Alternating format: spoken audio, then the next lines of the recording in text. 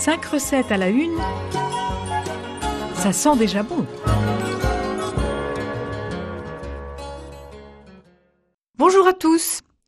Alors, je vais vous parler aujourd'hui d'un truc un peu compliqué, c'est l'apéritif.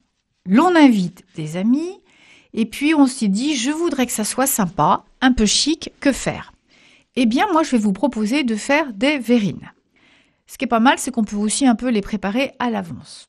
Donc, 3 verrines aujourd'hui. Une verrine avec de la betterave, une verrine à la crème de parmesan et une verrine avec du houmous. Ça vous fera 3 couleurs. La betterave bien rouge, la crème de parmesan un peu beige et le houmous un peu jaune. Voilà. Alors, bien sûr, il vous faut les petits pots en verre. La verrine de betterave, vous allez mixer avec le robot plongeur une betterave cuite que vous aurez coupée en petits cubes avec de la ricotta. La ricotta, c'est ce fromage blanc italien qui est très bon et qui donne de l'onctuosité. Vous avez votre robot plongeur, vous nous mixez tout ça. Vous salez, vous poivrez et vous ajoutez un peu d'huile de noix et du vinaigre de Xérès. Eh bien, voilà. Alors après, c'est à vous de vérifier et de rectifier selon votre goût. Oh, c'est pas assez salé, encore une petite pincée. Ah, c'est pas assez acide, un petit peu de vinaigre. Voilà, c'est vous qui décidez du goût que vous allez donner à votre préparation. Une fois que c'est fait, vous gardez cette préparation au frais et au moment de présenter vos verrines ou de les préparer, eh bien, vous déposerez votre préparation dans vos verrines. Deuxième verrine, la crème de parmesan. Alors là, la crème de parmesan, on ne peut pas la mettre de côté dans un bol et remplir des verrines au dernier moment. Il faut mettre tout de suite dans les verrines parce qu'elle va prendre forme et un peu prendre consistance. Alors la crème de parmesan, très simple.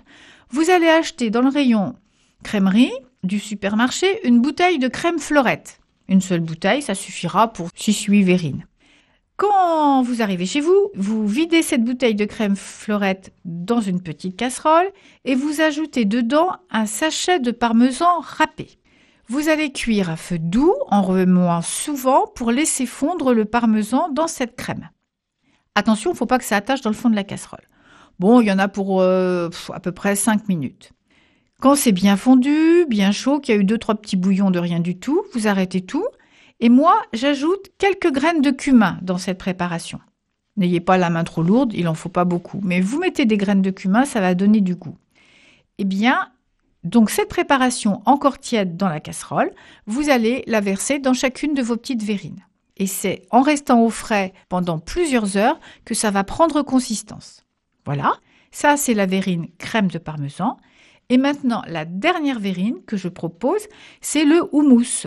Alors, pareil, vous prenez une boîte de pois chiches, une petite boîte de pois chiches, que vous allez mixer avec le robot plongeur avec 3 gousses d'ail écrasées. Vous ajoutez le jus de 2 citrons et 1 à 2 cuillères à soupe d'huile d'olive et du piment d'Espelette. Vous mixez tout ça et comme pour la crème de betterave, vous rectifiez selon votre goût. Un peu plus d'huile, un peu plus de piment, un peu plus de citron. Voilà. Vous gardez au frais et au moment de préparer vos verrines, vous déposerez ce houmous dans vos verrines. Finalement, ça va vous faire 3 couleurs, 3 petits pots différents que vous pouvez présenter sur un plateau en alternant les couleurs. Et après, à vous d'être une artiste ou un artiste, vous allez décorer par-dessus. Alors par exemple, moi, sur ma betterave, je plante une jolie petite feuille de persil.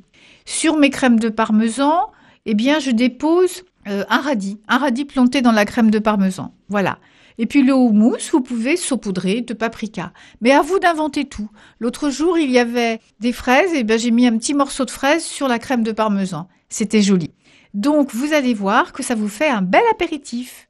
Alors, chers auditeurs, à vos fourneaux et à bientôt. C'était 5 recettes à la une, à réécouter sur radiofidélité.com.